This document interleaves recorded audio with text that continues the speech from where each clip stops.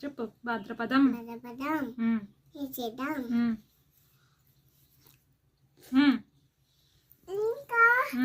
ఎత్తుపో నువ్వు చెప్పట్లేదు ఆపే చెప్పద్దు నువ్వు పో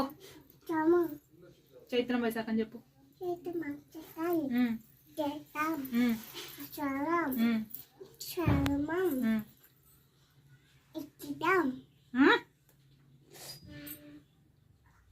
మళ్ళీ ఫస్ట్ చెప్పు చైత్రం